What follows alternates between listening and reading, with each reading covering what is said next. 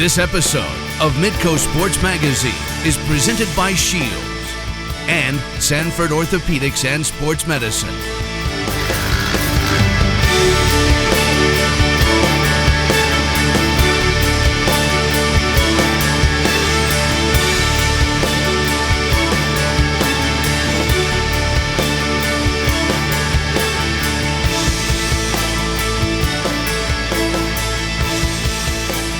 Hello, welcome again to Midco Sports Magazine. This is our 8th year now of bringing you unique sports stories from across the region, and we're switching it up a little bit this year. In the past, we brought you a new episode once each month. This year, we're going to bring you a new episode every other week.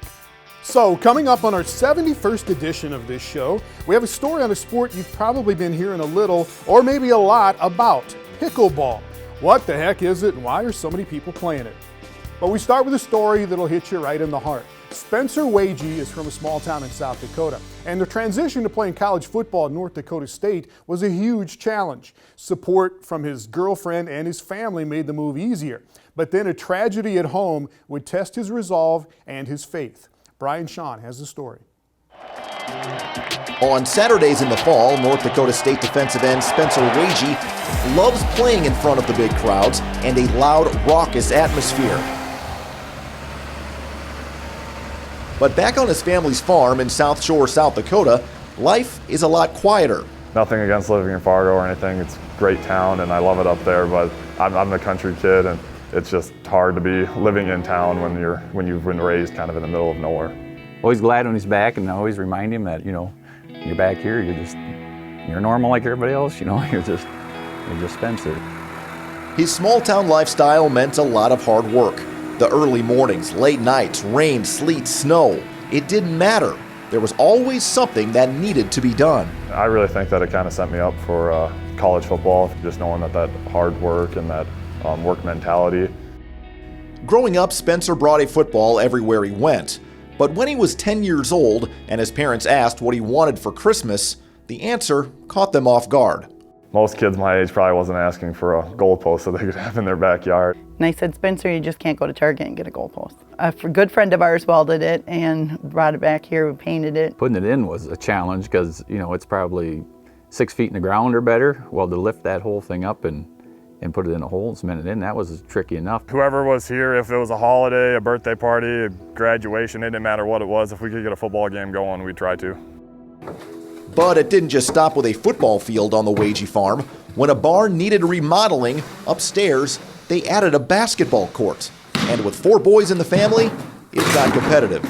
Never said no to anything, I guess, when it come to sports. They could pretty much do what they wanted, and if they wanted it, we tried to do it. They played well together. They're brothers, they had their moments. It was always interesting, and you just always prayed nobody'd get hurt.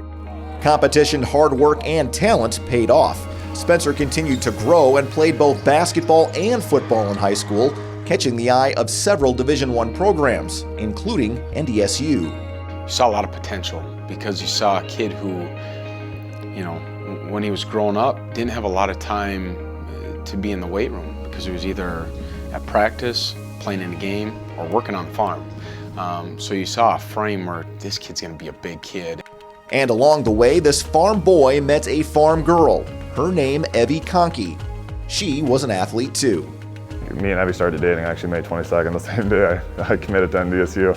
Committed that morning on the phone to Coach Roll, and then later that night, then me and Evie started dating. She was a very good volleyball player, very good basketball player. She was here like all the time she could be, fit right in, farm girl and everything else. And so yeah, she was pretty special. They played against each other in the barn, and she played football in the backyard with the boys. She was just one of the gang. Throughout Spencer's senior year, the two were pretty much inseparable. But when it came time for him to go off to college, they felt it was best to just be friends.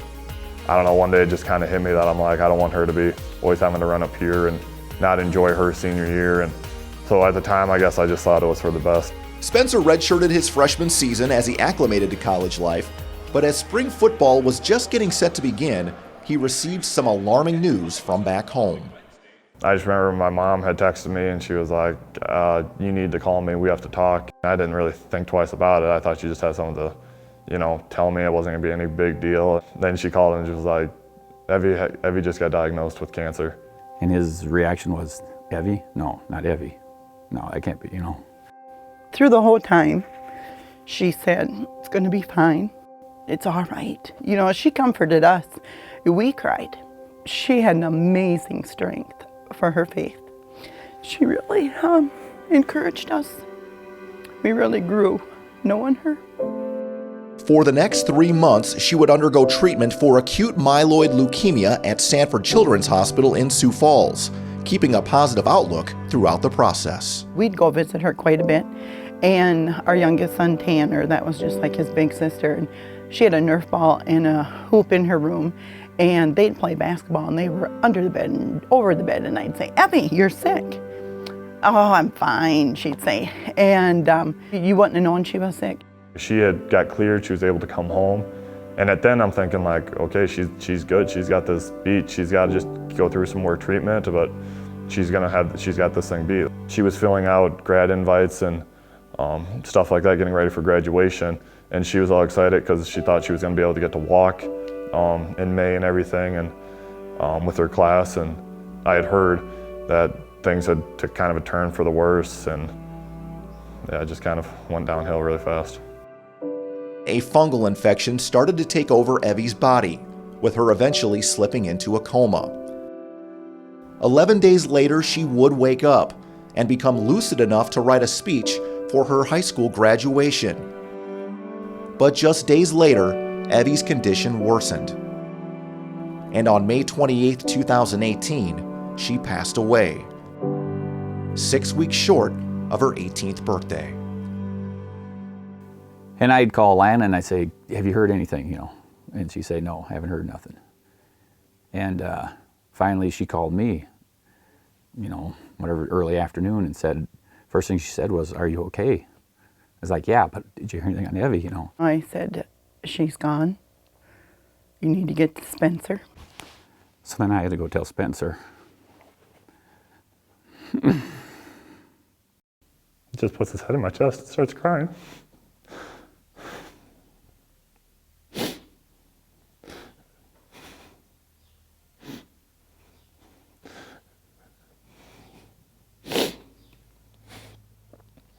He just looked up and said, Evie died. And just went on to say he was sorry, and I couldn't believe it. I didn't know what to do when he asked me if he wanted to quit, and I was just like, no, I don't want to be by anybody. I just jumped back in the tractor and took back off. Spencer would spend the next 2 hours in the field driving around on his own. In the days following, he remained home, trying to make sense of it all. But while working in a spot where he first met Evie, something strange happened. I just happened to look down by my front tire and just kind of something caught my eye, and I was like, well, what's that? And I jumped off with, not even thinking, and went down and grabbed it, and I picked it up, and it's this horseshoe, and it's not bent. There's still nails in it. So he said, here's my sign. He said, Evie left me this horseshoe. Finding that horseshoe was a godsend. Gave him a little comfort, and believed it was a sign, and we do believe it was a sign. But yeah, at the time, we didn't know if he'd go back. The next week, Spencer did go back to Fargo for off-season workouts with a new accessory. If any trip to or from Fargo, that horseshoe is on the dash of my pickup. If I'm at home or in Fargo, I sleep on one pillow, and that lays on the other. All the game days I bring it with, and it goes in the locker room. There are a lot more things that are important than football. And life, family, friends, dear friends are more important than football. And sometimes you just need time to get over those tough situations. While the horseshoe remains in his locker on Saturdays, he still honors his friend on the field, wearing a shirt under his jersey he had made in her remembrance. On the front, a Superman logo.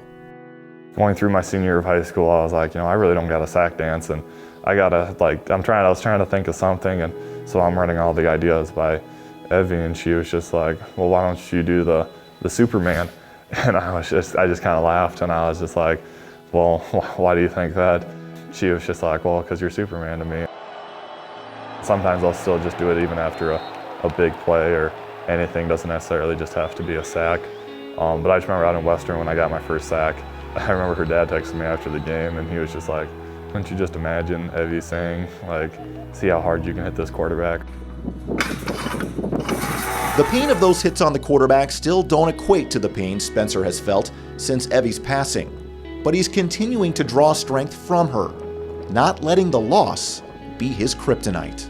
He uses his internal and external motivation as, the memories and trying to play for her. I think that helps him. And so I said, this is not only your dream, this was Evie's dream for you. And you gotta keep going on, because she isn't gonna come back.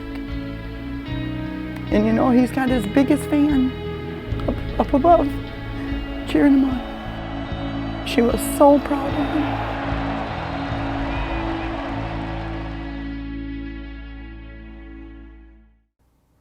And joined now by Brian Sean in West Fargo. And Brian, you'd mentioned in the story the speech that Evie had written just before she died for her high school graduation. Tell us more about that.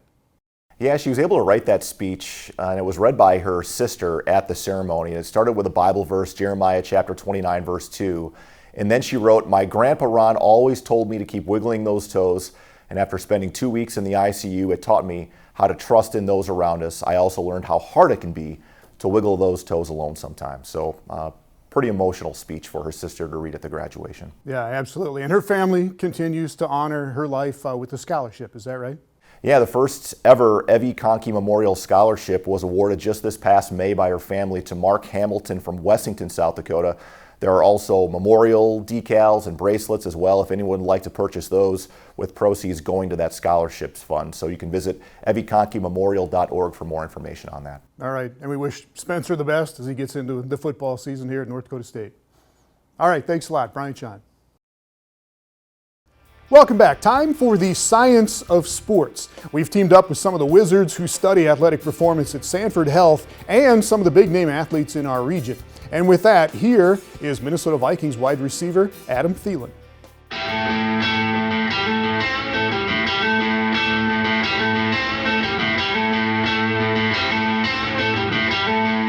Sports science is the use of scientific tools and methods to improve athletic health and performance.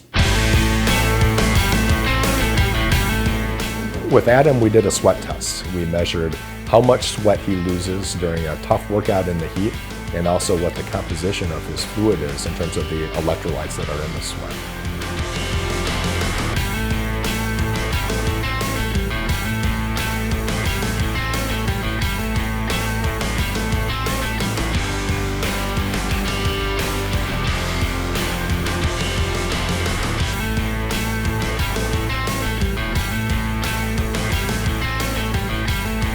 Sports science has applications for all levels of athletes. There's always things that we can learn about an athlete that makes them better and helps keep them safe on the playing field. Well, up next, it's a little like tennis, a little like ping pong, a little like a lot of things, and it's catching on big time with young and old alike. The popularity of pickleball when we come back. Midco Sports Magazine on Midco Sports Network is presented by Shields and Sanford Orthopedics and Sports Medicine. Welcome back to Midco Sports Magazine. Pickleball is a strange name for a sport, but racquetball, wiffle ball, all the other names were apparently taken. Anyway, the popularity of pickleball is growing in the Dakotas and around the country. And critics might say it's not a real sport. Supporters, though, are trying to shatter those stereotypes. Here's David Brown.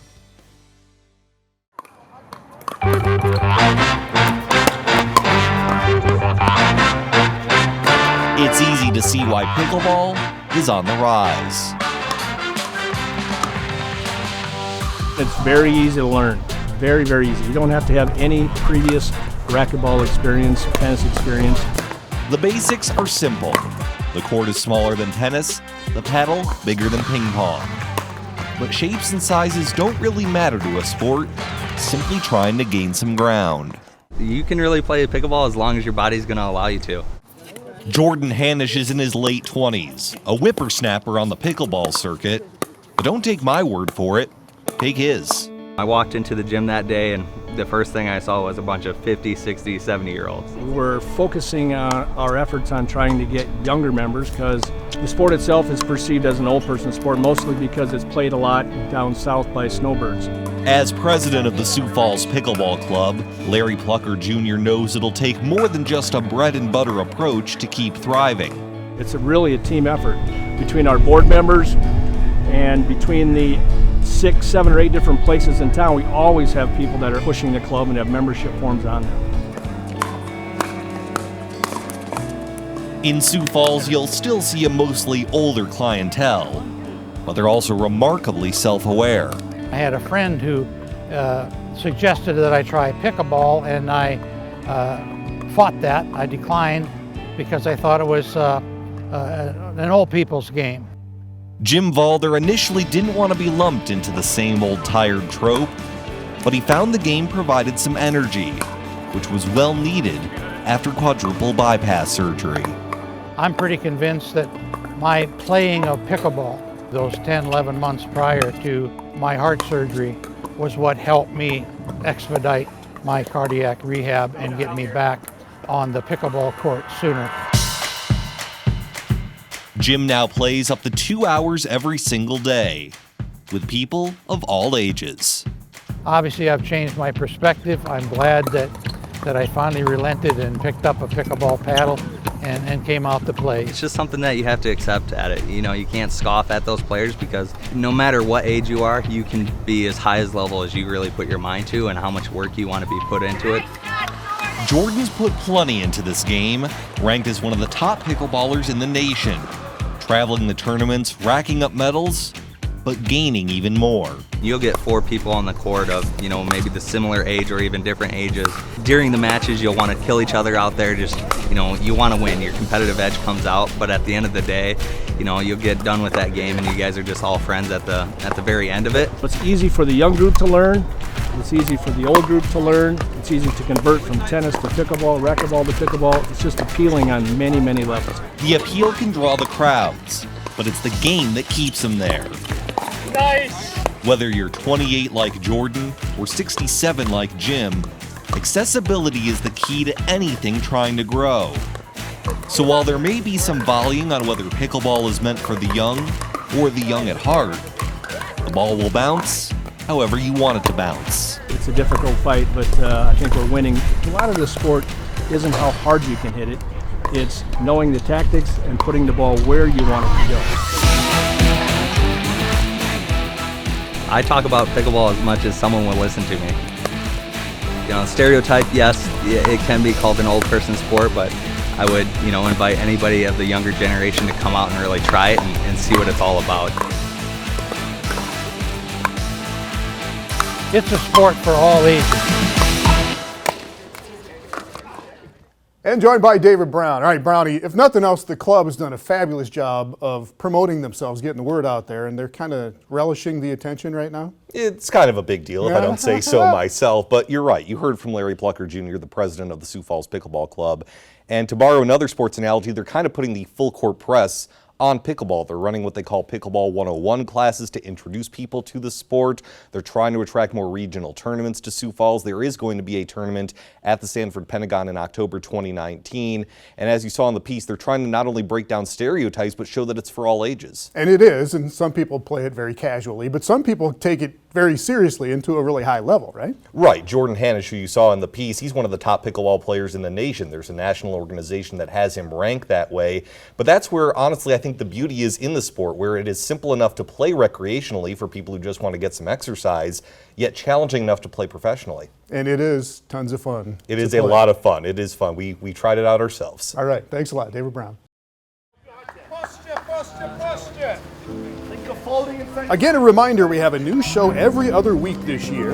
And here's a look at some of the stories you'll see in the next few months on Midco Sports Magazine. There's still a lot of work and maybe some good luck to put together a race that would let me to qualify. It'd be pretty awesome to represent South Dakota on the world stage. I got into it about 4 years ago. It's really been kind of just my go-to for happiness. I want to win another conference championship. I want to win a national championship. I feel like we have the pieces and the coach to make runs and do good in the postseason. He always wanted you to do your best, try your hardest, and I think that's how he lived. It's very nice to have people say good things about him. I'm very proud to be his daughter. I wake up every day and I get to come to a professional practice facility around the greatest players in the world. Any wall or barrier, I just like break it down. As a young girl, my dad always took the time to teach me about how to work on machines. I appreciate the impact he had on people. That 20 years later, a guy from Piedmont, South Dakota is still being talked about. It's amazing.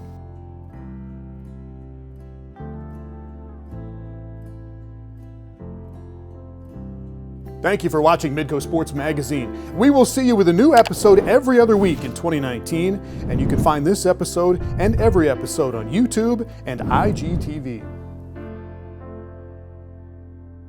This has been Midco Sports Magazine, presented by Shields and Sanford Orthopedics and Sports Medicine.